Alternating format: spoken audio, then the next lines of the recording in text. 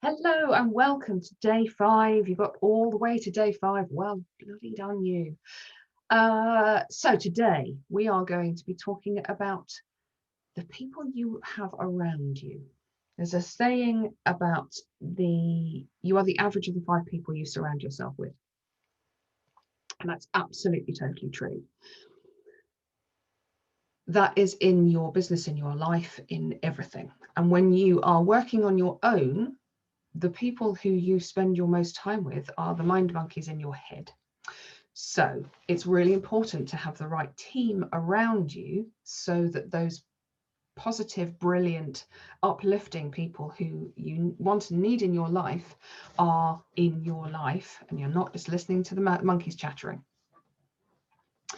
Also, the more people you have in your team, the less of the grunt work you have to do yourself. So you may well already have a team of people. You might not necessarily know that you have a team of people. By a team, I don't necessarily mean that they are people who are employed by you. You might have a VA, you might have a PA, you might have a bookkeeper who works for you, and a bunch of other people too.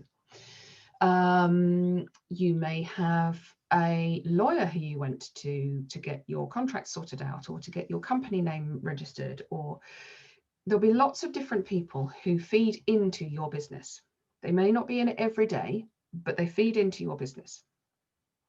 There are also your business buddies, your business besties, who, especially during lockdown, have kind of become your great mates, even though you've never actually set eyes on each other than on a Zoom call or on a Facebook Live or something like that. Those people who have got your back every day when you're having a wobble, or you're trying to work out whether this is the right thing or that's the right thing, those people are also in that hive of yours, that team of yours. So what I want you to do today is really take stock of who is in your life, and who are the right people who are in your life. Who are those people? Talking about who are radiators and who are drains. Who are the people who give you energy, who lift you up, who make you want to do the bigger thing, to want to try harder, to uplift? And who are the people where every time you get a message from them, you can feel yourself dying a little bit inside, like, oh God, they're just sucking the energy out of me? We want far more radiators in our life than drains. And whilst I'm not suggesting you throw out all of your mates completely, it's really important to understand even those people who are drains may not be drains in every area of your life, but where in the areas where they are a drain, you need to turn the volume down on them, and you need to turn the volume up on the people who are giving you that inspiration, that momentum, that motivation. And we also need to talk about, when we're up leveling, we also need to talk about actually creating a team. So as well as looking at the people who are around you, also look at who you have and maybe paying for something. For example, you may have a branding designer, you may have somebody who helps you with your marketing, you may have somebody who, as I say, is a PA or a VA or a bookkeeper or your accountant or the lawyer that you only have to you only contact when you really have to. I used to be a lawyer. I know that that's how we all feel about that. Anyway, who are the people who are already in your life, and where are the gaps? So I speak to people when they've already got a team in place. They might have 3 or 4 people, they might have a VA, they might have an assistant, they may have a marketing person, and they still end up doing half the work themselves. It's easier if I do it, it's quicker if I do it. That may be the case, but if that is the case, is that person the right person for you? If that person is not using their intuition and using their nous to think, well, actually, I shouldn't be booking this at the same time as this, or I know that Kate has such and such on at this time, so I'm not going to bother her with this thing. Using their brain rather than just being process driven. Are the people who you've got in your life, are they the right people? Or are they the right people but in the wrong position? Could you actually talk to that person and actually discover that person you know, they're doing all your social media posts, but actually they love marketing. They'd love to be able to help more strategically. And actually what's happened is that they now feel demotivated and the life sucked out of them. So they could actually be a really big asset in a different field in your business, and you could tweak it and spend your time. So when you're not doing that work, and you'll be getting somebody who is going to be able to do that bit for you, be able to do that legwork that you need doing. You don't want to have to do it yourself. Get the right person for this job, move this person into the right job for them. Because being a business owner, as soon as you start taking anybody else on, means that you are a people manager.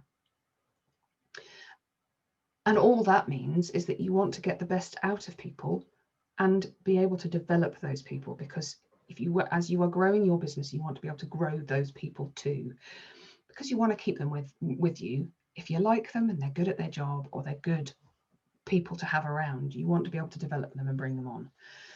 So before you throw the baby out with the bathwater, speak to them, see if actually they would love to be involved in this part of your business, not this part. And actually they've been asking a couple of times and you weren't really listening, and now they feel a bit demotivated and now they're a bit bored.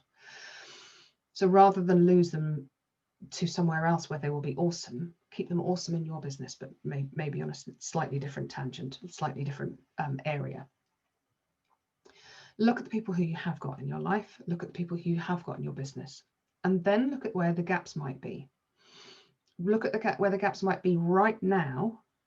What are you spending a lot of your time doing, but you don't necessarily need to be doing? And actually, who might be able to help you with that? So, for example, I knew that I was spending an awfully long time faffing about with tech that I knew half of. And I'm not a tech idiot, I'm not a tech expert by any stretch, but I'm not a tech idiot, but I didn't have time to really properly understand my tech and my processes. And I was wasting an awful lot of time where I could be out actually serving clients, faffing about and swearing at the computer. Completely pointless waste of my time, and not a great customer experience for my clients either. Being able to invest time and some money in getting those processes right and getting the software that you use right means that it's automated, and it just does it for me. And I am then able to serve my clients better because they have the information they need when they need it, and I am not faffing about swearing at software. So who are the people in your life, generally in life, the people who you are listening to, who you are absorbing the vibe from? Are they the right people in the right area of your business? Your brilliant friend, you've started a new business, he or she's stuck where they are. They might not want to talk about your new business. And when you speak to them, it might be draining your energy because you're constantly feeling guilt or whatever it might be. Actually, just don't talk to them about business and enjoy the friendship that you have with them. The people who your business buddies, where do they enhance your business? Where might they trigger you? And work through which bits to share with them, which bits not to share with them.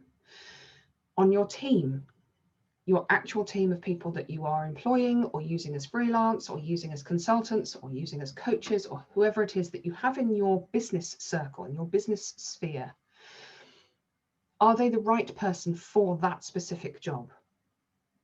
Are you ending up doing half of their job for them, in which case they're the wrong person? Perhaps move them to a different area, or perhaps it's actually just time to say thanks ever so much. Things have changed. Being a business owner sometimes means making those decisions too. And who else? Where are the gaps? Who else could you bring in? Again, could be on a freelance basis, could be on a power hour, speaking to somebody in tech on a power hour who could sort out your Dubsado software. I now like it because I know how it works. Work out where the gaps are, who might be able to plug those gaps, so that you have structure around you to be able to grow upwards. So you now know from day one, you know what you want from your business. You know what has been holding you back and how you can fix that. You know what you want to be offering to your clients in your business model. You know how to speak to those clients, those new clients. And now you are building that structure to be able to underpin absolutely everything. So day 5 now comes back to being day 1 and becomes the structure on which you build the next version of your business, the next version of you as a business owner, and the next version of a nice full bank account. I'm not giving you a PDF download because there's no point. You have a pen and paper. Get a pen and paper. Draw yourself a little org chart. Draw yourself at you in the middle. This is who I am. These are the people who I have around me. Are they in the right place? Use pins. Use pins on a board. Get sticky notes and put them all over the place. However it feels right for you, work out who those people are. Work out where the gaps are in your business. Work out who could plug that gap so that you have that rock solid confidence in where you're going, in who you're talking to, how you're talking to them, what you're selling them, and the structure and the people and the infrastructure and the team around you to be able to lift your business up and take you up to that next level. I really hope that this series of videos and templates has been really useful for you. I'd love to know. I'd really love to know how you found this course, what has been useful for you, what light bulb moments you've had, and whether there is something else that's still niggling you in your business that you don't know how to do. Let me know, because then I can build something that will explain it to you. I really hope that you have enjoyed our time together, and I hope that you will stick around and learn more stuff from me. Have a wonderful day all. I'll be back in your inbox again tomorrow with some more information. But in the meantime, have a brilliant day and happy scribbling.